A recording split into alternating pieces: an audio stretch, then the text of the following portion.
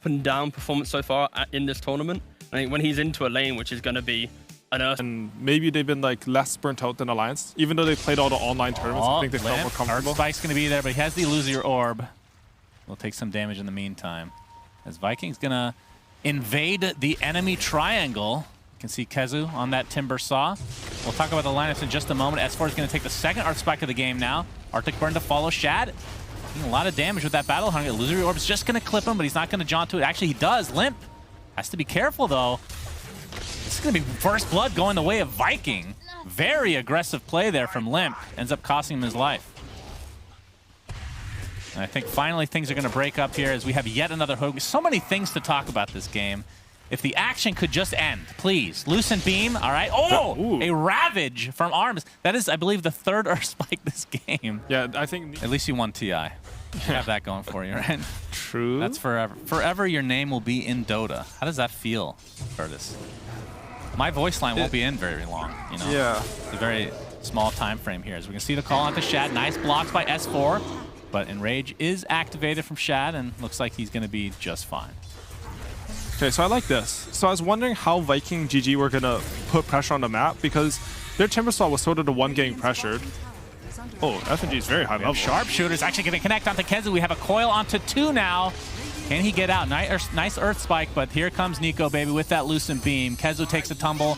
Armis is next, so Alliance doing a great job of defending that Tier 1. That's the first coil we see. Amazing Tier 1, nobody from Viking really in the vicinity. I'm honestly really surprised at a skill build on FNG. Usually when I see this hero in support positions, they max the Bushwhack. Yeah, we talked about, so game 1, he did the same build, and then game 3, he went for the Bushwhack max, which is the more common one. Okay. I know he didn't take Scurry game 1. Like, he didn't have it until level 8. That's true, too. Yeah. I didn't quite see what build he went for because I'm stupid and I can't join lobbies. I think I think game 1, I think specifically was probably for the attempt. Oh, you're going to see a Roche attempt here. Lose Your Orb comes out, but this is going to end up being a freebie for Shad. He has the Aegis in tow. See Kezu getting initiated on. The Eclipse goes out. That's going to be reserved just for the Timber Saw, and the Coil reserved just for the Wyvern. So it's going to be 2 quick kills going the way of Alliance despite losing that Roshan. Nico, baby, getting right-click down with that static link applied from Boom, but will this cost him his life? It looks like it will. The call into the chop for S4, so 3 for 2, but Roshan did go Vikings' way, and they still have it. They kill stuns, but he has a lot of stats resist. So this game, as most games in Dota do, will come a lot down to who gets a better jump, which is why Limp, as you can see, he's gone for the Aeon Disc, so it counters that jump. Yep, the classic item of this tournament. Everybody seems to be going for it. Also going for Aeon Disc. Feels like if you're not going for it, you're doing something wrong these days. It felt that the mid. Ooh, they're actually going to catch Limp, but there's the Aeon Disc like you talked about. Gets the coil off. Will he get bursted down in turn, though? Trying to get healed in the meantime. Damage to Kezu as well. They might be able to turn this around. The coil with the BKB on Nico, baby. Able to take out one. Kezu getting healed for now. Now the egg placed in a really good spot. That won't be able to kill that for sure. Kezu takes the tumble, the buyback onto Aramis. Will he be able to get back here in time, though? Shad just getting pressured out, or to use his Enrage. Moonglave's trying to catch him. Triple kill on Nico, baby, now going absolute ham right now. And Alliance looking very strong in this fight. Multiple buybacks for Viking. Plasma Field comes out, but he'll blink out in time. That's a Razor ulti, though. Underrated spell for the fights. Yep, true. Nico, baby, he's basically front-lining right now. Bushwhack does connect with the Wild Wing ripping right into Boom. Half HP. Sharpshooter's going to be missed because of the BKB pop into the Lotus Sword for Boom, but he's just getting pressured now. S4 jumps in with the Berserker's Call, but there's the heal and the curse from Wyvern. Will it be enough to save Boom? Doesn't look like it. Gets chopped down into the earth.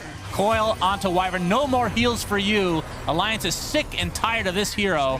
As 3 dead for Maybe put some lane wards to make the enemy team unable to get out of base. Just farm your 37-minute items. Make sure they can't farm their 37-minute items, and then you'll be good to go. S4 still has the cheese right now, as we have a Butterfly now. Ooh, I like this a lot. They stacked up the Ancients so that they could get all those Tier 4 items. Yeah. It's a big difference, like having one set of neutral items. Especially when you get to the Tier 4s for sure. Yeah. We're seeing Celery getting destroyed here. Cold Embrace. First time we've seen someone die in Cold Embrace. That's true, literally. Yeah, pick Phoenix versus Winter Wyvern. I guess it's a good counter. Yeah. We see the level 25 now on Puck, so look at this damage. Daedalus, Witchblade, Desolator, disgusting build. As Kezu gets Lucent Beamed out of the Timber Chain and into the Bushwhack, and choppity chop from Mr. S4 has the BKB activated, and this should create enough space for them to at least poke at the high ground. We can see that buybacks are there for Viking, though. Just ran a lap in the Radiant base. But this is what I mean. Alliance are doing a really good job here. Because every time Viking, they sort of disrespect their map control, they go and they punish the... Oh my god. Oh my god, Limp. Yandis is popped, though. That might be the biggest deal here. Might have to blink out. And he's out of there. But this will create enough space for them to get at least this tower. We can see the buyback is available for Kez. It's 45 seconds. I feel like... Okay, Luna with the tower down. Yeah, can't fight into it. So that's going to be the second racks now for Alliance as they have mounted a 22k net worth lead as Celery takes a tumble, has to buy back along with Kezu. You can see the Lion Aramis dying as well as now the Eclipse comes through, but a big wave to actually tank up a lot of it. Manta pop from Nico Baby, getting a lot of damage stolen, but in the meantime you have the Egg low ground with that Sunray.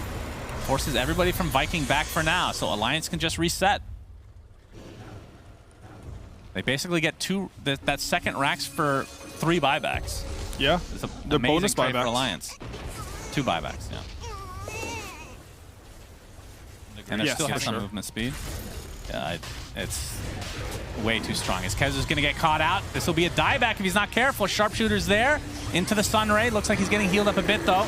Timber chains away to safety. Nico Baby with the Lotus overapplied. Shad now on the run, already enraged, already popped the BKB. He can't help out in this fight, but they might be able to turn this around with that static link.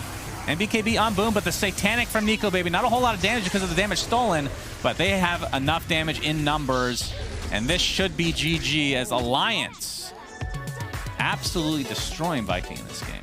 Time for IO Gyro to come online. Yeah, that's the key thing here. Alliance has looked at Vikings draft and gone, right now you have... And it's going to be pretty hard to stay in this lane. I mean, from a Spectre's perspective, what do you do at this stage once he becomes unkillable on the Timber Saw? I think you're pretty much looking to use your Haunt to make a play. The unfortunate part, though, is that the... Wow. Ooh, tall? Yeah, this is a level 6 on S4 now. So he doesn't have only his first, level 2. Yikes. It's going to pop the salve, but again, the Chakram already off cooldown, so First Blood goes the way of Alliance. I'm going to try to turn this around out to Shad as well. Pretty much out of mana at this point. Gets off the Spectral Dagger, gets off the Wand in turn, though, but again, just so much damage to deal with online. Gyro can be anywhere on the map. I think our panel talked about this, and I think it's something that Vikings suffered from game 1, but what are their moves? Like, you have Leshrac, Spectre, DP cores. How are you supposed to make plays on the map? They're going to get gone on bot. S4 trying to aggress here. We have the relocate, but Shad with the counter haunt. Finger of Death onto Kezu himself with the Rocket Barrage to follow and the Chakram. It's enough burst damage, but it ends up being a trade. It's only for the support, though. And now Kezu completely surrounded. The hook shot's going to connect from Aramis. So at the very least, Viking, despite losing their offlaner, find 2 more. By the way. Oh boy, Shad's in a lot of trouble. All right, S4 jumps in. The Swashbuckle did miss on a couple heroes, and the Silence to follow as well. Calldown's only going to clip 1, but it is Kezu. This would be a pretty high-value kill. Trying to burst him down, but the double Spirit Siphon does heal him up considerably, but you have to think he will fall in the end. So Limp continuing on. Does find Celery for the time being, but he's pretty far away from his team here. I think it's a good way to think about DOTA, though. Like, just why does someone have a different idea to me? Yeah, Viking. Smoke up. It's going to be broken to the triangle here. Armis looking for the hookshot. You can see Kezu pops his ult already. Looks like the hookshot does connect onto the gyrocopter. And the Silence on a Handskin. He's going to get the tether off. No ult, though. Not using it yet. Looks like Nico Baby's going to be fine, though. Somehow nobody has died in this engagement. Limp getting some crazy value out of this Rolling Thunder. Homing Missile also connects on top of that. And a triple Swashbuckle. They might have to just go for FNG instead. This is not what they wanted. They might be able to turn around here as S4 Timber chains in with the Whirling Death. Lion's going to buy back into the game now as Limp continue to right-click Kezu. Finger of Death not quite enough to take him out, and they do find S4 in the end. So it started out as kind of a weird fight, but at the very least, Viking gets some value here, but now they have to be on the run. His Gyrocopter is very healthy. Homing Missile applied to Shad. You see a big call down coming down with the Rocket Barrage, and Shad with the Swashbuckle applied will be taken out in turn, and it looks like the Abaddon will follow suit. So double kill for Nico Baby. A very slow fight to get off the ground, but Alliance will be happy with the result, I think. They're going for Ocean? That's a good point. I didn't see that initially. The cog block, as it were. Still 5k net worth lead for Alliance. We see the hook shot again. Will connect Limp. Okay, he's going to get off the BKB, so he's going to be just fine for now. Complete right-clicking boom right now. It's going to be a trade for Lesh and Lion. Again, Alliance definitely on top here as BKBs are pop galore. Limp gets off the Rolling Thunder. Kezu will get connected on. And with S4 coming in with that Chakram. All right, Limp actually jumps over Celery here, but looks like they'll find the kill nonetheless. Now they're jumping with the call down coming in. Gyro taking heavy damage. Hanskin doing his best to keep him alive, but Armus in the meantime will be the first casualty in this little mini engagement here. And Shad looks to be next. Triple kill for Limp. That's 4 dead. And Kezu the lone survivor. I was gonna live. I mean, now this Isle build looks really good, right? Like you have the hood, you have the mech. It looks like you can't die, you can sustain. Homing miss. Oh my god, it just blow up boom out of nowhere. And here comes the Chakram as well. Haunt was applied, but they can't really do much. They're just so far behind right now. Shad actually ends up on the bottom side of the map, choosing not to actually fully engage there. Limp just trying to create as much space as possible. Wave finally comes back to the tower, so Nico Baby and company can at least get this tower, if not more. Kezu looks to have the sights, whatever, double kill for Nico Baby. And they're gonna get a full rack. Yeah, I think how Alliance are playing is just, it's very clean. You can see like the measured aggression, right? It's very, okay, we're doing something casually. We see someone out of position, we all combine our spells on them. It's like a good communication shot calling thing. And then they go back, they don't like go too far, right? For Viking though, they have used to relocate the Gyro team. Maybe they can get something going. They don't have Haunt, never mind. Run away. Hanskin with not a whole lot of mana, but Nico Baby doesn't really care. Boom. Pops that Essence Shroud, but will it keep him alive is a question. 5 members of Viking on this high ground, so Nico Baby just really doesn't care. Just applying everything on the boom, and he's going to get what he wants, which is the kill. And he's going to turn this around onto Kezu. Again, Nico Baby not really fearing for his life at all with his Aegis, although it is expiring in 7 seconds, but he'll take this for sure. Full HP now, full mana. Kezu in the meantime, Chakram not quite finishing him off, but the right click from Nico Baby is enough. And it looks like Alliance is about to close out this series 2-0. As Viking, they did win their first series in this in the upper bracket, and they look pretty good, but have now fallen, I believe, 2 series in a row after. Looks like they'll just go straight for the throne. Only, I mean, the timers on the deaths aren't that long right now. Limp's going to pop the BKB, a beautiful Earth Spike onto 2, into the Rolling Thunder, and that is going to be a freebie, 2 freebies, in fact, for Alliance. So this should close it out. GG.